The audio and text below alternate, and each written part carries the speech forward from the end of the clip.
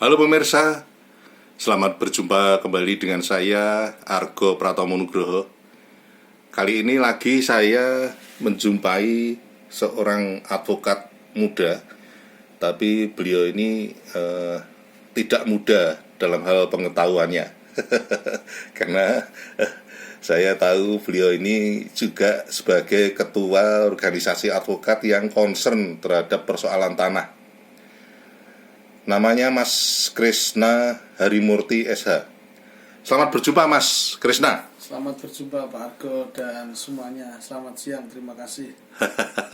Mas Kris, ini saya terus terang kan belakangan ini, atau tepatnya setahun belakangan ini kan saya juga sangat concern terhadap persoalan mafia tanah di Jogja ini.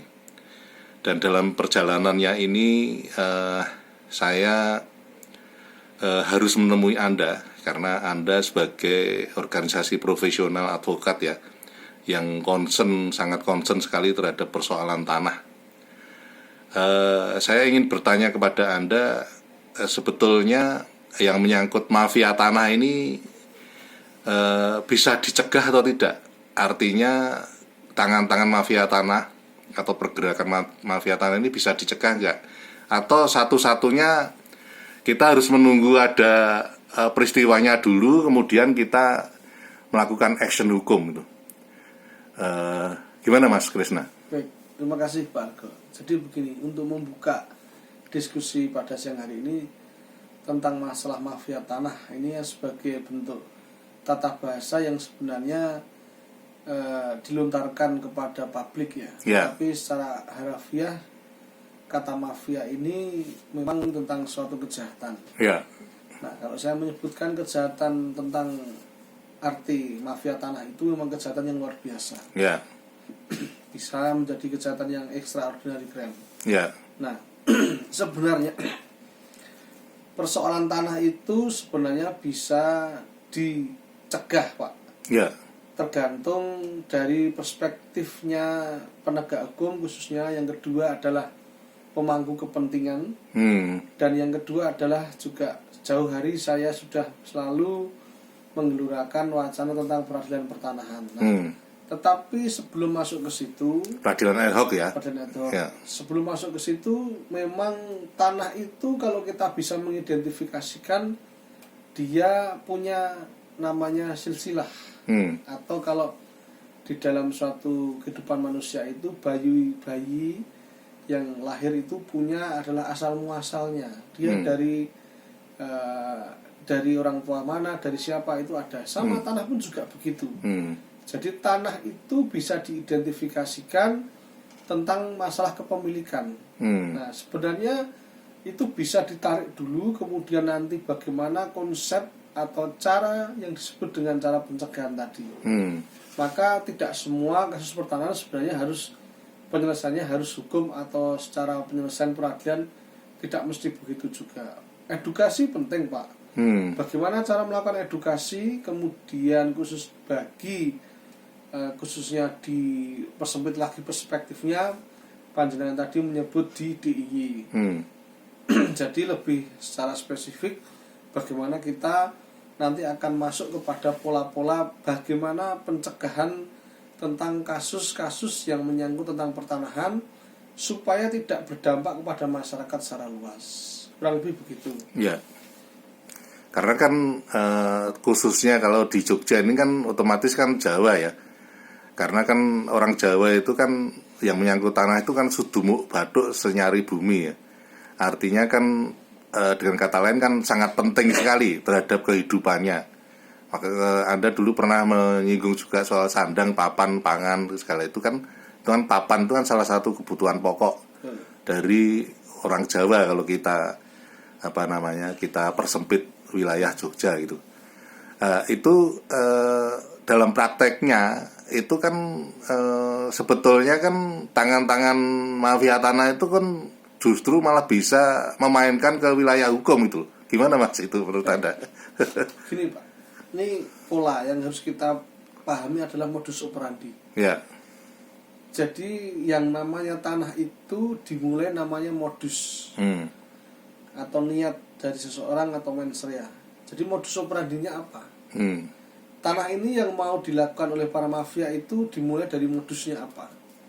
Nah, kita ambil satu contoh nih, misalnya di Jogja atau di DIY khususnya tentang yang sedang saat ini bergulir di pengadilan adalah tanah kas desa. Ya. Segala sesuatu itu tidak mungkin bisa sendiri.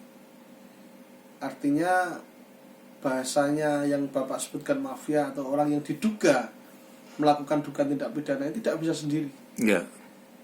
Berarti komplotan ya toh? Pasti melibatkan pihak lain yang memegang suatu kekuasaan. Ya. Ini yang harus dicatat. Ya. Mereka tidak mungkin bisa single factor. Ada namanya dugaan ini bersama-sama. Modusnya juga bisa dipelajari. Ya. Jadi kalau tanah ini misalkan tentang tanah yang saya sebutkan tadi, tanah kas desa, apalagi bicara tanah kas desa yang asal muasalnya dari mana, dia tidak mungkin bisa masuk begitu sendiri. Ibaratnya dia datang ke rumah orang lain, pasti dibukakan pintu. Yang membuka pintu itu adalah yang sebagai tuan rumah. Dalam hal tuan rumah adalah sebagai orang yang sebagai pemilik atau yang diberi mandat untuk memiliki atau mengelola. Nah, artinya di dalam proses praktek ini pasti mereka ini sudah sepakat, sepaham dulu. Ada yang namanya negosiasi yang saya sebutkan modus operandi tadi, punya mensreya akan melakukan itu sudah direncanakan. Nah, perencanaan yang sistematis ini tidak mungkin akan terjadi kalau, ini penting ini, kalau yang mempunyai kepentingan atau mempunyai kekuasaan ini tidak bisa dipengaruhi. Jadi kategori pengaruh ini akan lahir dari pertama untuk berhubungan segala sesuatu. Karena modus operandinya pasti akan menjanjikan sesuatu. Ini pasti. Ya. Ini kalau hubungannya dengan tanah kas desa. Kalau pribadi bagaimana? Sama, untuk merubah segala sesuatu yang namanya suatu kepemilikan ini, seperti yang saya sebutkan tadi, ibarat dia punya silsilah. Dia bisa menguasai objek tanah itu tadi yang akan disengketakan. Dia pasti sudah menguasai yang namanya materi. Sampai dia bisa masuk merubah yang namanya surat menyurat, kemudian bisa masuk ke dalam sertifikat dan sebagainya. Nggak mungkin dia tunggal sendiri. Jadi yang disebut dengan mafia tanah itu, kalau sudah bicara mafia, tidak mungkin itu dari orang-orang oknum, person, atau dalam badan hukum saja. Tapi pasti melibatkan yang nama orang yang punya kedudukan dalam bidang tupoksi sebagai pemegang kepentingan tersebut. Terakhir Mas, siap. Ini kaitannya dengan keprofesian Anda sebagai salah satu advokat ya. Itu peran advokat dalam hal ini itu bisa aktif ketika itu sudah terjadi atau mulai dari pencegahan sudah bisa nggak? Kami di PKHPKP Pak, Perkumpulan Konsulan Hukum Pertanahan, Konstruksi dan Properti, berkali-kali sudah melakukan yang namanya edukasi. Kami pernah melakukan webinar dengan Kejaksaan Tinggi Yogyakarta sebelum adanya kasus ini. Ya kami sebut juga adanya pencegahan praktik mafia tanah. Dan yang kedua adalah kami biasa melakukan penyuluhan hukum di kelurahan Pak. Pasti kami selipkan tentang mafia tanah tersebut. Supaya apa? Nah, advokat bisa selain menyuarakan, dia bisa melakukan edukasi hukum. Barangkali kami juga akan membuat nantinya adalah semacam buku Pak. Buku panduan yang akan kami bagikan pada masyarakat begitu, sebagai bentuk kepedulian kami terkait dengan adanya mafia tanah, supaya masyarakat itu tahu apabila dia melakukan namanya jual beli tanah atau balik nama suatu pertanahan, supaya mengerti. Walaupun sekarang zaman digitalisasi, ada yang namanya aplikasi apapun itu di Kementerian Agraria BPN, namun faktanya masih banyak masyarakat yang belum mengetahui itu. Maka kami mempunyai tugas dan tanggung jawab moral, bagaimana saya mengedukasi, memberikan pemahaman. Yang penting adalah kami akan mencoba membuat suatu semacam buku panduan begitu, pencegahan terhadap adanya dugaan praktik mafia tanah. begitu Pak. Masyarakat yang belum mengerti dan yang terakhir akhirnya jadi korban juga itu ya. Salah satunya begitu. Oke, terima kasih Mas Krisna. Terima kasih. Nanti lain kali saya akan datang lagi untuk menemui Anda.